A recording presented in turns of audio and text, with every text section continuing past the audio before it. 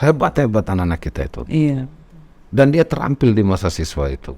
Bisa buat robot, baju, lampu, semua keren itu. Apa yang kita akan lakukan ke depan, sehingga betul-betul pendidikan Sulawesi Tenggara menjadi pilot project baru untuk pendidikan Indonesia. Saya ini kan akan menjadi kepala dinas pendidikan tidak 1000 tahun. Iya, betul. Itu pasti. Tapi insya Allah kita akan membuat sesuatu yang akan dikenang 1000 tahun ke depan.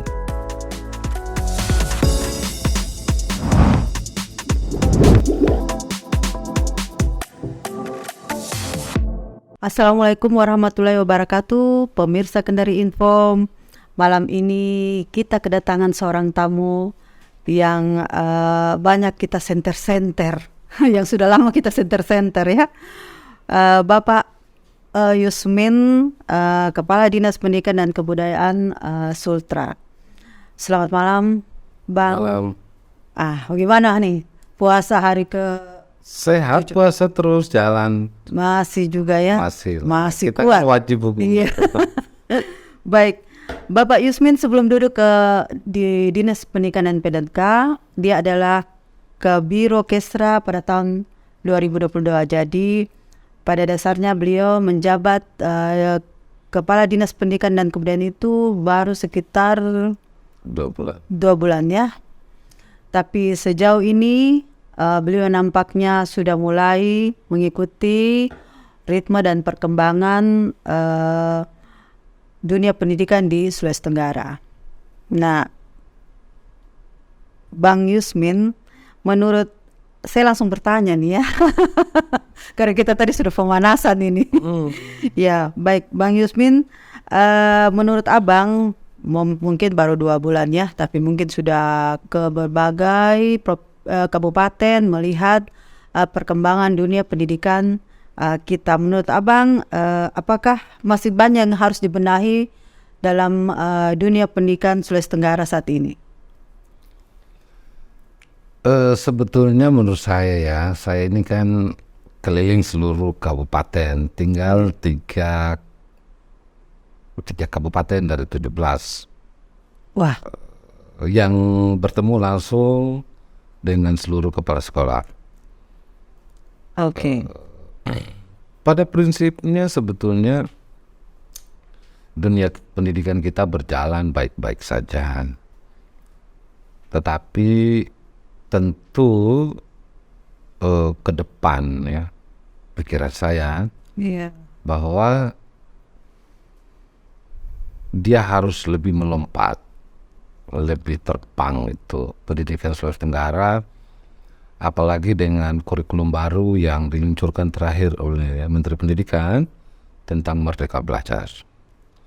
Ini menurut saya itu baik karena ada kemandirian, ada kebebasan, ada kemerdekaan antara siswa dan guru dalam rangka proses pembelajaran, di mana guru tidak lagi menjadi pengajar semata-mata, tetapi siswa juga diberikan ruang yang cukup dalam rangka kebebasan belajar. Itu yang kita lihat secara umum. Tentu ini baik, dan saya kira kalau visi menteri ini kita terapkan dan kita jalankan di semua provinsi, khususnya di Provinsi Sulawesi Tenggara, saya kira luar biasa itu. Apalagi soal SMK, yang dimana pemerintah itu pada prinsipnya siswa itu dilahirkan menjadi wirausahawan muda. Iya, betul. Wirausahawan muda, maka saya sampaikan bahwa anak-anak kita ke depan, khususnya SMK itu tidak menjadi kuli, tapi menjadi wirausahawan muda. Dan kalau menteri menyatakan setelah lulus harus dia siap kerja, siap membuka lapangan kerja, saya bilang mestinya dari siswa pun dia sudah bisa menjadi wirausahawan muda. Karena apa? Karena fasilitas yang diberikan oleh negara terhadap semua sekolah, khususnya satuan pendidikan, itu sangat luar biasa. Ya, tapi ini tidak pernah dimanfaatkan dengan baik oleh kepala sekolah ataupun oleh guru dan siswa itu sendiri. Saya bilang banyak siswa yang pintar, yang jago-jago itu, tetapi kan kalau dia tidak diasah nyalinya, ada keberanian dalam tampil, itu juga menjadi masalah. Kan nyali juga itu kan penting. Sehingga harus diasah terus menerus itu. Itu paling utama. Iya. Bang Yusmin, beberapa hari yang lalu saya memang sempat membaca di medsos bagaimana Abang menyatakan bahwa menjadi alumni SMK itu jangan menjadi kuli. Tapi memang harusnya siswa SMK ini pada saat dia tamat dia sudah punya keahlian dan bisa mengaplikasikan di dunia nyata begitu kan. Tapi mereka ini kayaknya tidak punya daya atau power untuk bikin usaha apa begitu. Mereka kemudian berlomba-lomba masuk kuliah begitu. Buru-buru harus kuliah supaya mereka bisa lanjut lagi begitu. Tetapi kan jurusan-jurusan itu bukan praktek kayak mereka yang hampir 80% praktek, tapi malah harus kuliah lagi begitu. Apakah selama ini di SMK kita, sekolah SMK tidak memberikan keahlian yang lebih begitu kualitasnya bagi mereka, sehingga mereka mungkin bisa segera menjadi ahli misalnya jahit atau ahli kecantikan ataukah busana gitu, bisa langsung kerja di restoran yang besar misalnya gitu. Tapi kelihatannya tidak seperti itu. Apa sebabnya kira-kira ini? Sebetulnya kalau kita lihat secara nyata ya, karena saya ini kan hampir semua ikut di pameran-pameran yang dibuat oleh sekolah dari keterampilan anak-anak kita, itu luar biasa itu. Hebat-hebat anak-anak kita itu. Iya. Dan dia terampil di masa siswa itu. Bisa buat robot, baju, lampu, semua keren itu. Itu semua keren. Saya pantau sendiri itu keren. Ada kemampuan mereka lebih itu. Yang jadi masalahnya itu satu sebetulnya. Kita tidak pernah mendorong khususnya para guru ataupun kepala sekolah yang ada di satuan pendidikan itu bahwa ini bisa menghasilkan untuk dia. Iya, betul. Sebetulnya ini adalah sebuah kehidupan. Hanya sampai pada praktek dia saja, setelah itu hilang. Itu jadi masalah itu sebetulnya. Maka saya selalu bilang kepada seluruh kepala sekolah, saya tidak begitu bangga ya. Saya datangi sekolah untuk dia fashion show anak-anak kita yang bajunya juga dijahit oleh mereka sendiri, oleh anak-anak itu, tetapi hanya sampai di situ. Betul. Kita tidak bangga itu. Yang kita bangga adalah karya anak-anak itu menjadi booming dan dipakai oleh masyarakat. Iya. Maka kita harus memulai itu ya. Memulai dengan hal-hal yang sederhana. Maka saya lihat itu luar biasa sebetulnya itu fasilitas kita. Jangan bikin sendiri, pakai sendiri. Harusnya sudah mulai dipakai oleh masyarakat, diproduksi oleh kita anak-anak SMK ini, lalu kemudian dipakai di masyarakat gitu ya.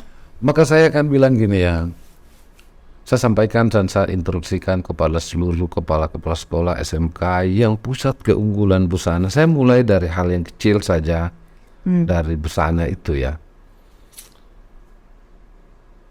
Di tahun ajaran baru itu, tahun 2023 ya, seluruh pakaian seragam siswa sampai pada pakaian tenunnya itu jangan lagi beli di luar, tapi beli di SMK itu sendiri dan diproduksi oleh anak-anak SMK kita. Pertanyaannya apakah bisa? Itu pasti bisa, 1000% bisa. Dan saya sudah tanyakan kepada seluruh kepala sekolah, kepada guru pembimbingnya, kepada anak-anak langsung, itu bisa. Satu mesin jahit itu bisa produksi 1 baju dalam 1 hari. Ada yang punya mesin jahit itu 120 biji itu. SMK Gimana? SMK Gimana? 3 baru itu 120 biji. Masya Allah. SMK 1 Kolaka itu 80 biji. SMK 1 Unaha itu 80 biji. Diapakan itu, Bang? Itu kan Diapakan itu? itu akan dijadikan alat untuk praktek kepada siswa-siswa, dan siswa-siswa sudah mulai terampil.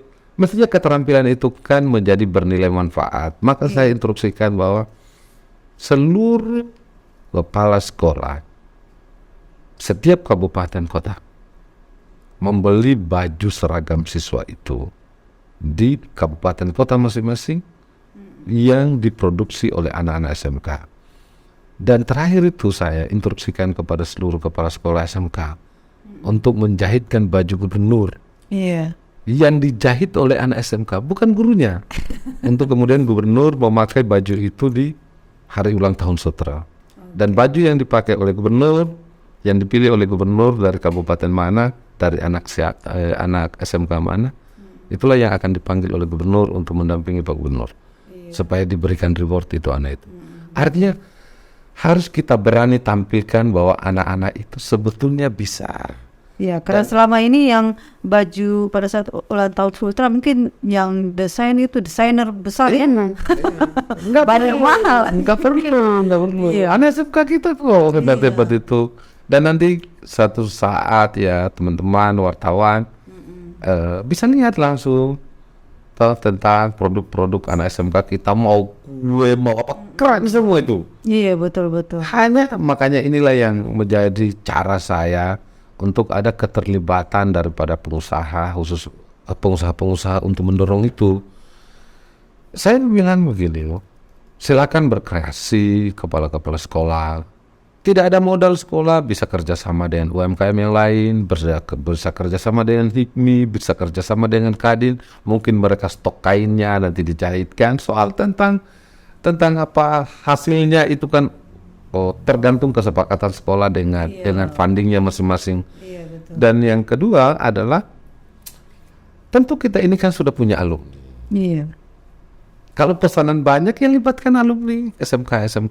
Libatkan UMKM sekitar. Sehingga betul-betul bahwa ketika dia tamat dan percaya dirinya itu tinggi. Artinya begini ya, di saat masih siswa saja sudah bisa. Apalagi setelah alumni. Dan saya sampaikan alumni kita yang mungkin belum punya modal. Misalnya salah satu contoh mesin jahit, dikasih pinjam aja dulu sekolah. Iya, betul. Kan ada masalah. Banyak yang nganggur itu, Bang. Daripada nganggur ya. Daripada nganggur, mesin saya sudah beli. Iya, rusak kalau nggak dipakai.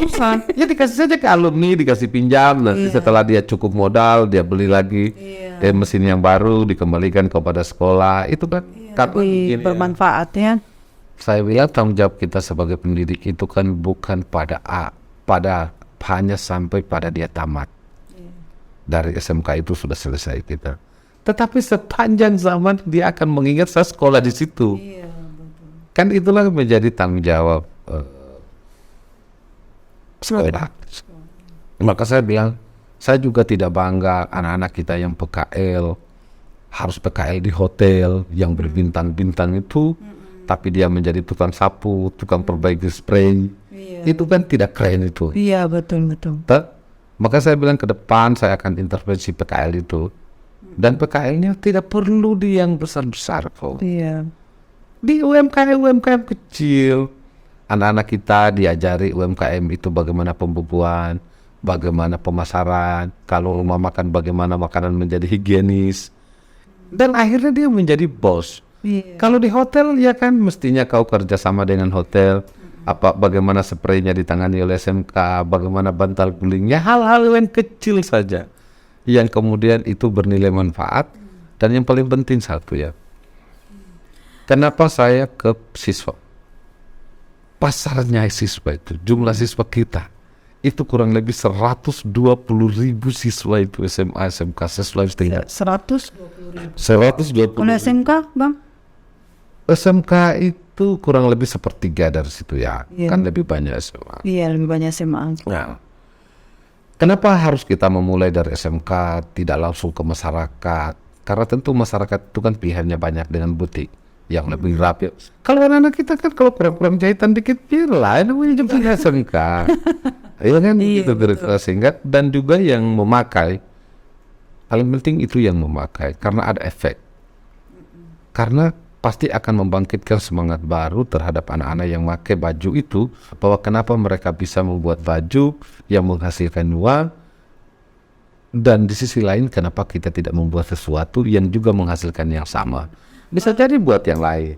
Menurut abang sendiri, keunggulan dari pendidikan kita dibanding daerah lain itu apa sebetulnya? Keunggulan pendidikan kita gitu dari segi apa begitu yang bisa dilihat menjadi berbeda dari pendidikan di luar gitu, wilayah lain gitu. Untuk tingkat Sulawesi Tenggara maksudnya ya. Saya bilang begini, saya kan sebetulnya tidak ingin membahas soal itu. Saya tidak ingin membahas soal itu. Tentu itu kan masing-masing pimpinan itu kan dari masa ke masa pasti ada legasinya masing-masing ya. Dan saya tidak ingin jawab itu. Saya ingin jawab bahwa apa yang kita akan lakukan ke depan sehingga betul-betul pendidikan Sulawesi Tenggara menjadi pilot project baru untuk pendidikan Indonesia. Dan itu terlalu mudah. Menurut saya Mudah ya. mudah. Kenapa? Karena sebetulnya kita itu kan perencanaan kita yang bukan tidak baik ya, kurang bagus. Kenapa? Kan mestinya kita ini diberikan kompas oleh kementerian, itu sangat jelas. Kalau kompas itu kita ikuti dengan baik, pasti pendidikan akan hebat. Iya betul. Kompas kita itu di rapor pendidikan. Pertanyaannya, apakah rapor pendidikan kita di institusi dinas pendidikan itu pernah dibuka? Karena itu kompas. Kompas ini ada. Literasinya bagaimana, numerasinya bagaimana, hubungan sosial bagaimana, kebinekaan bagaimana, semua lengkap. Iya betul. Itu semua lengkap. Kalau kita itu, dan rapor pendidikan itu sampai per sekolah free. Jadi kalau kita per sekolah itu tahu raportnya, maka kita bisa mengambil kebijakan atau program yang akan mengintervensi untuk yang dari merah rapornya menjadi biru, menjadi atau dari kuning menjadi hijau. Itu kecuali kita pernah lihat.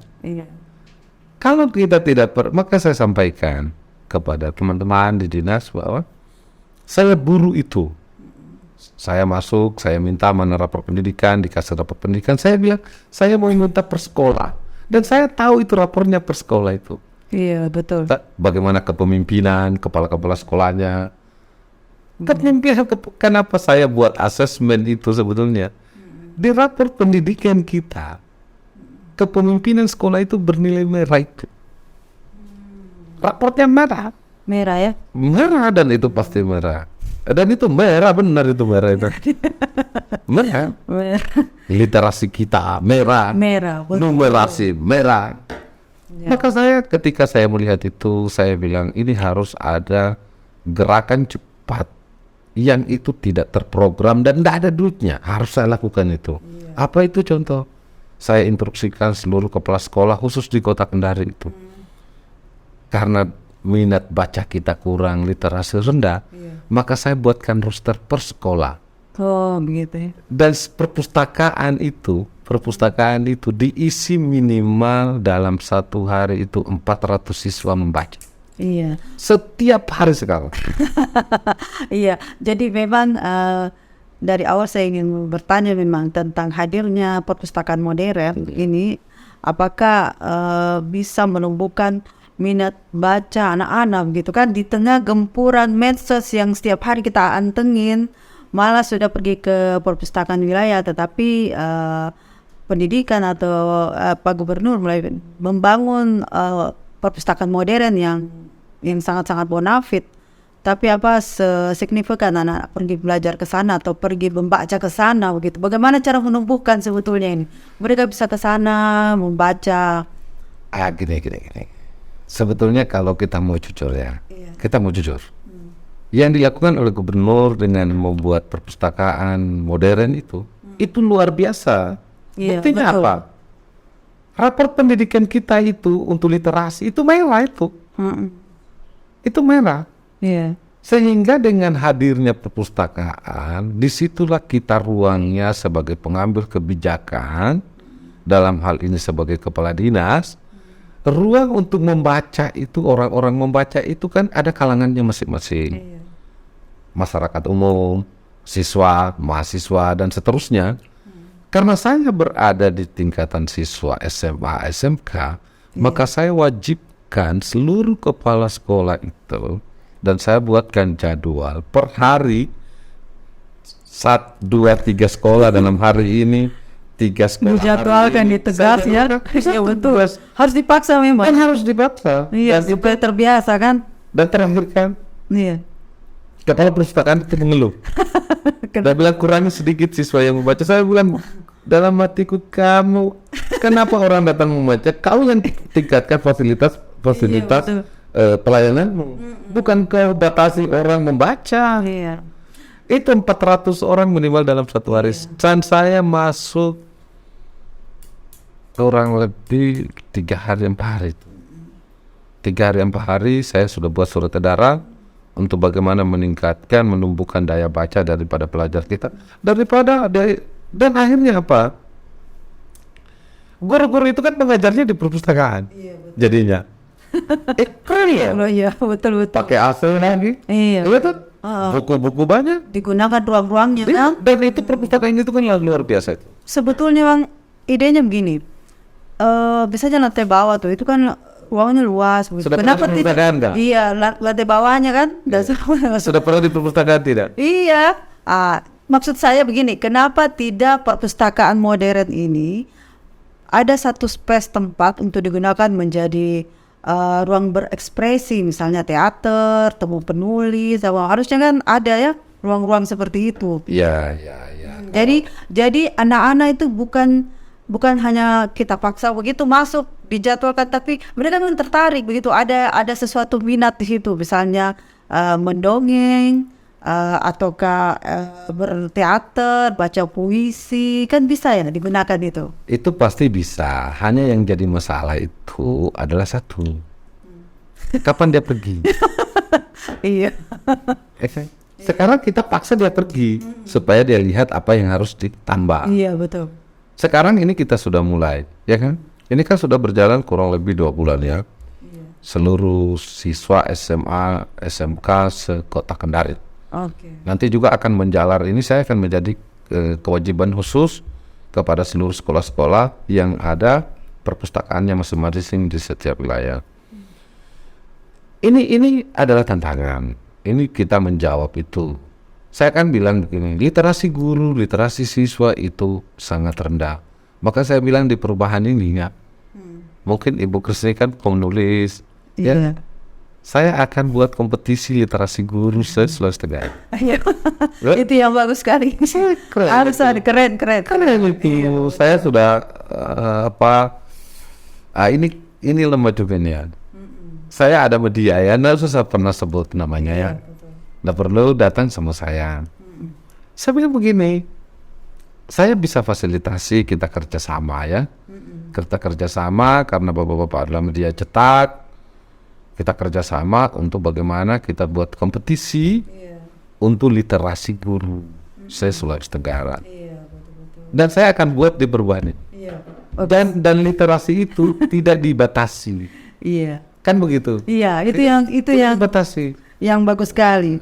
Lalu kemudian Bang, kita bicara soal kurikulum di tingkat SMA. Saya lihat entah apa saya salah ya, tapi tidak ada bahasa atau ada muatan lokal itu yang maksudnya kita translate dari sebuah novel atau apa untuk menjadi muatan lokal di tingkat SMA. Kita kan selama ini Bahasa lokal.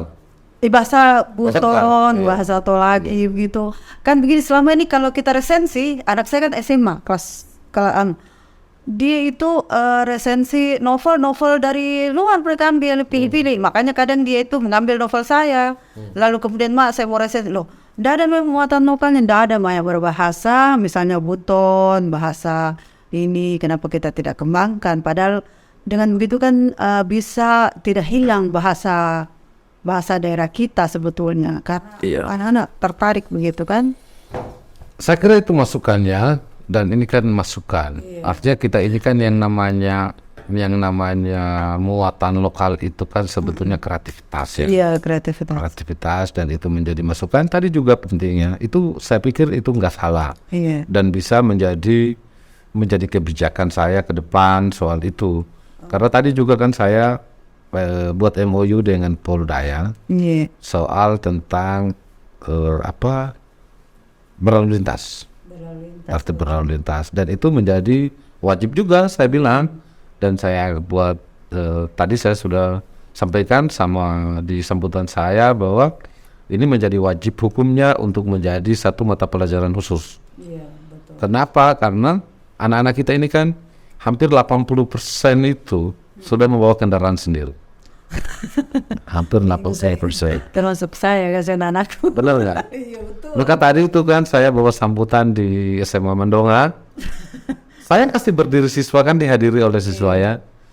Saya bilang, Pak Dirlantas, kita hampir 70%, 80% siswa kita, anak-anak kita ini sudah membawa kendaraan sendiri.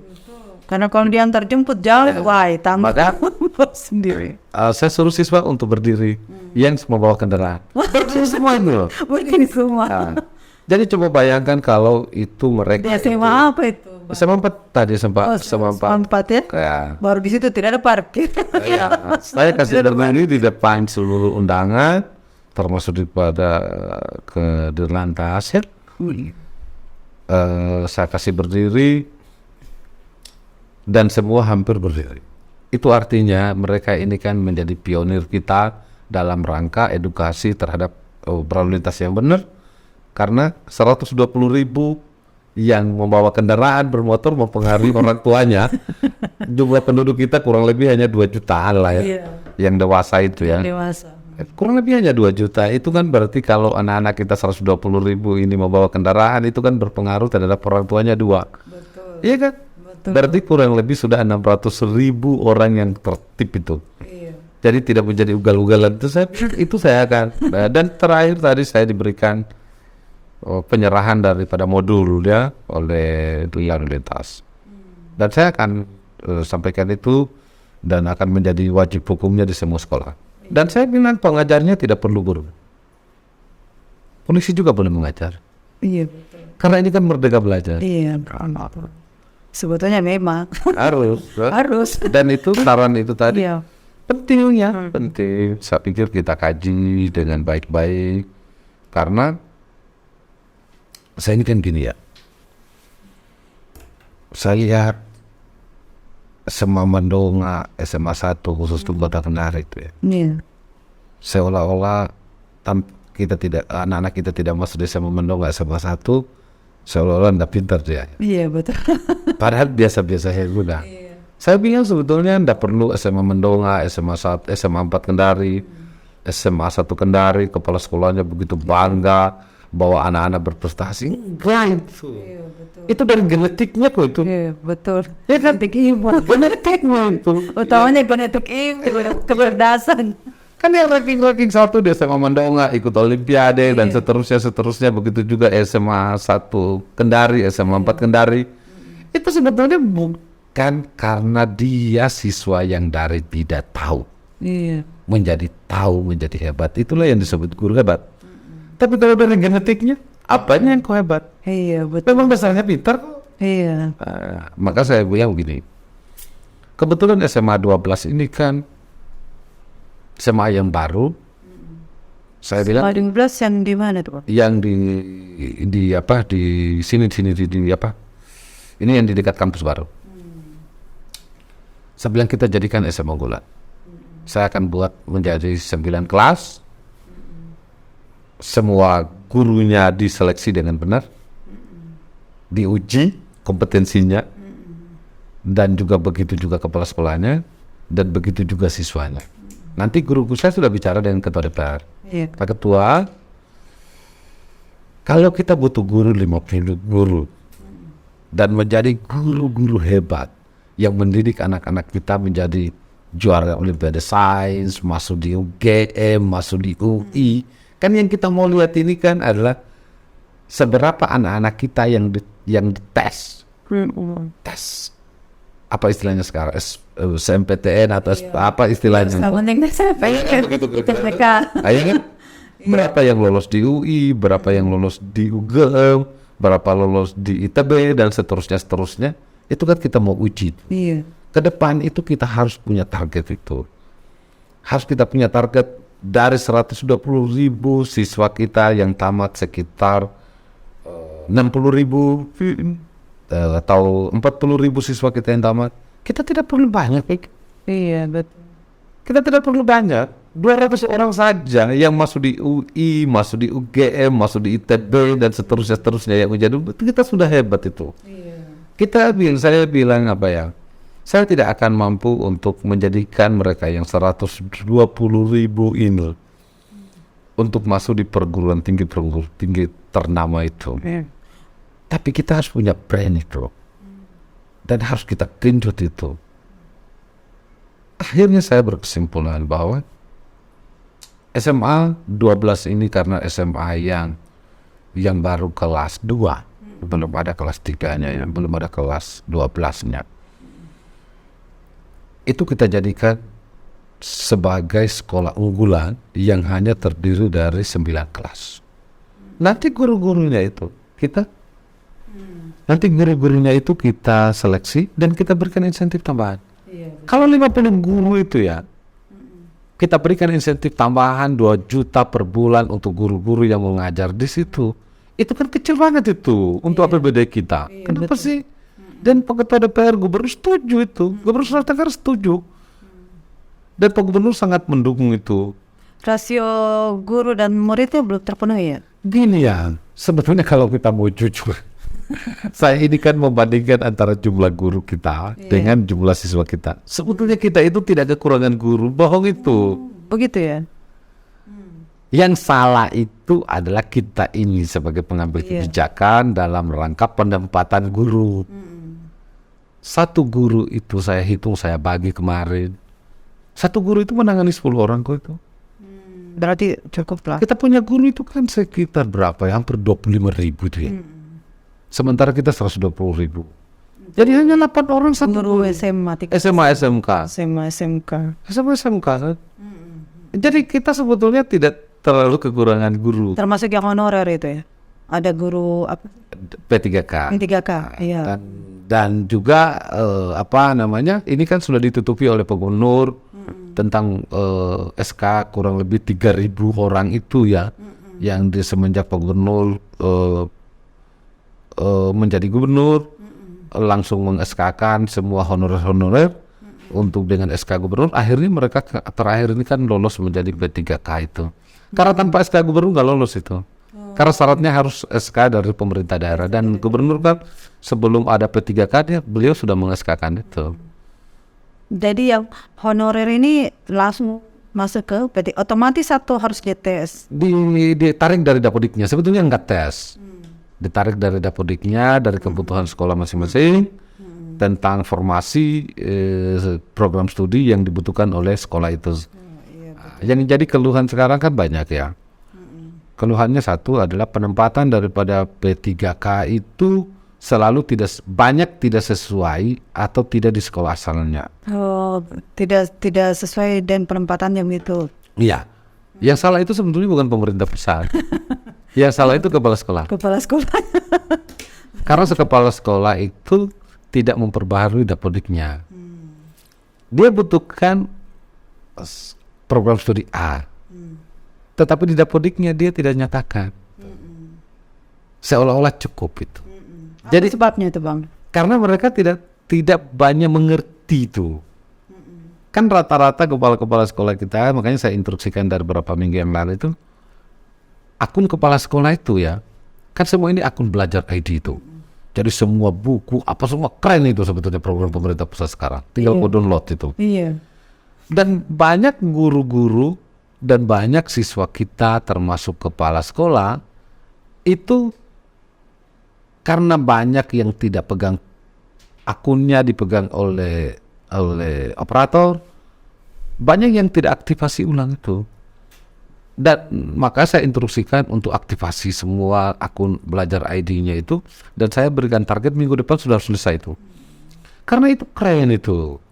Hanya kan banyak kepala-kepala sekolah kita, banyak guru-guru kita yang digitalisasinya juga lemah ya.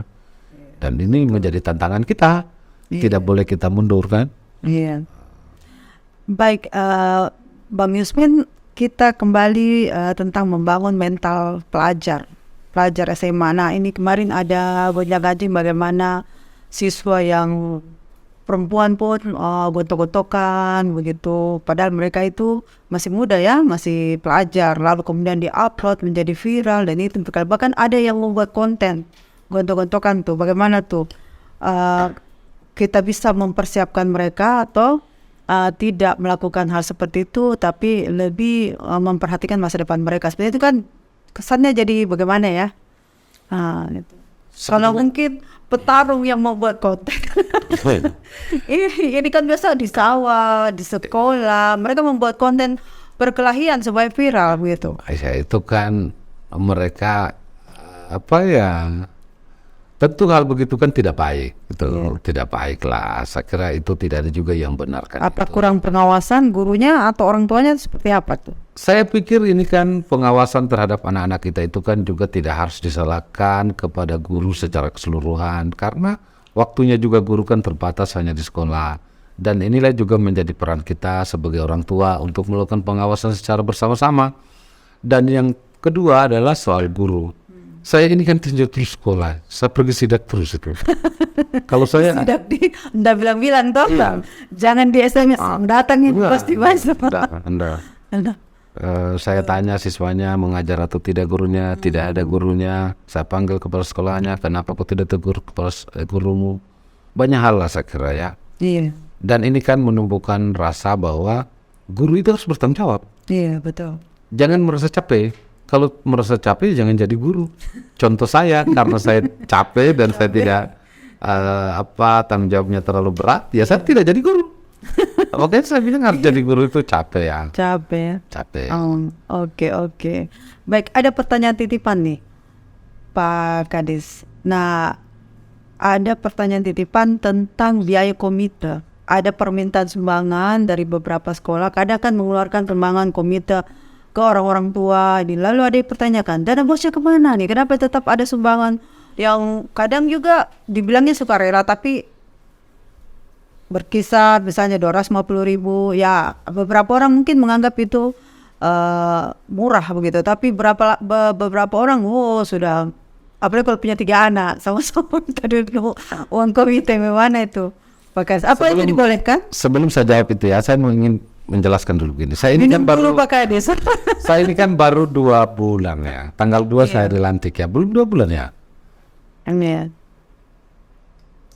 Kita juga ada belum 2 bulan. Bisa Jadi gini. Saya itu kan masuk pertama di Deknas itu ya. Iya. Masuk pertama saya lihat kok saya ini banyak sekali tanda tangan deh. Banyak tanda tangan nih. Baca apa ini ya? Apakah perlu tanda tangan saya atau tidak perlu tanda tangan saya? Saya lihat, saya pikir ini tidak ada juga konsekuensi hukum deh. Iya, betul. Dan ini kan menjadi kebutuhan dasar daripada KGB lah, pindah sekolah lah, macam-macam. Iya. Saya panggil ke pegawaian. Saya bilang jangan lagi kertas begini naik ke ruangan saya. Yang ada adalah kau barcode itu. Iya. Kenapa sih? Ya, kenapa sih harus tanda tangan manual? Sementara kita ajarkan kepada kepala sekolah, kepada guru untuk digitalisasi, terus digitalisasi. Iya. Tapi kita menjadi manual itu. Kan kita harus malu itu ya. Iya, betul. Saya barcode itu semua. Barcode. Iya. Saya panggil Infokom Periduan Badala itu. Iya. Sini dulu itu. Kita barcode dulu. Kenapa sih? Di barcode. Karena itu kan mempercepat anak. Itu satu. Yang kedua adalah saya lihat kita ini kan terlalu jauh jangkauan pengawasan kita terhadap sekolah-sekolah itu. Kita berada di sekolah kita ada di Runduma, ada di Pulau Kautara, macam-macam jauh ini.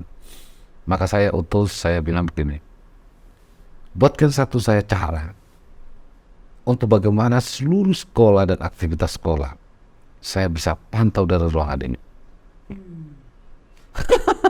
Dipasang CCTV. Bukan.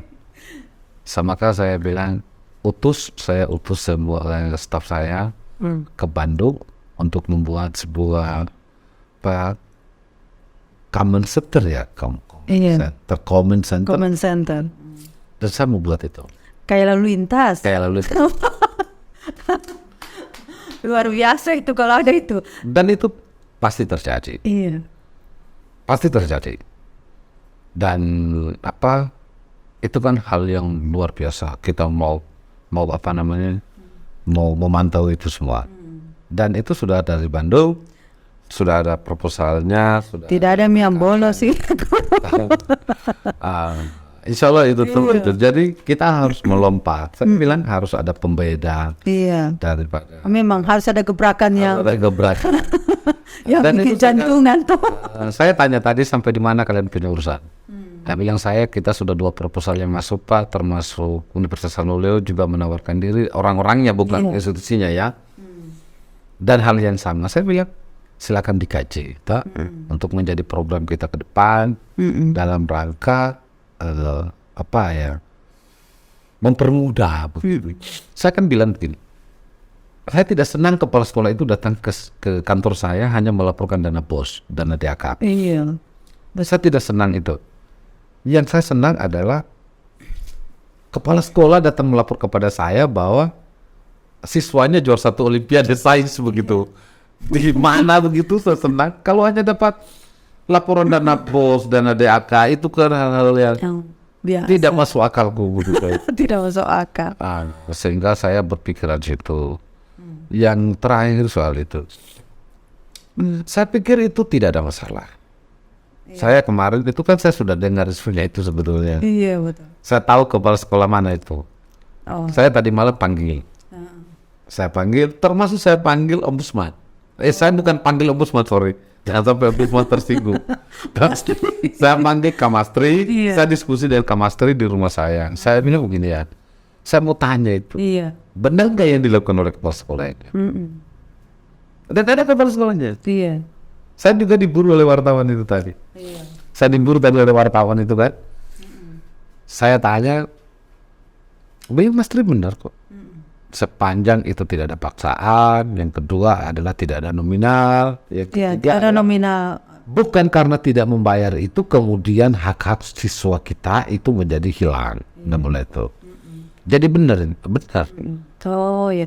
Cuma mungkin harusnya di dalam kertas pilihan misalnya itu ada catatan gitu bahwa ini bukan dipaksakan.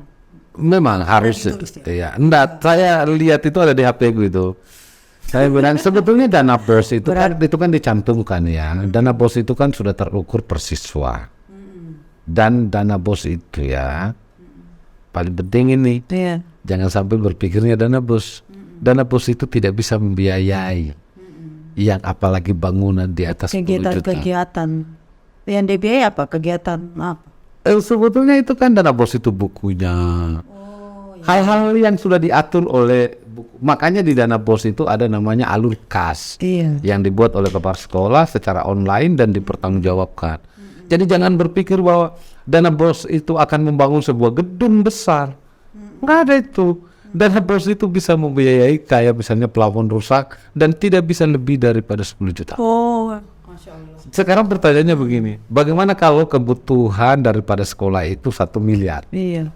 Kayaknya ini untuk episode berikutnya kita harus dudukan ini dana BOS karena dana BOS ini menjadi banyak pertanyaan masyarakat sebetulnya. Tidak ditahu digunakan untuk apa. Apakah membayar, ada yang bilang membayar gaji honor guru dulu, lalu kemudian untuk pembangunan.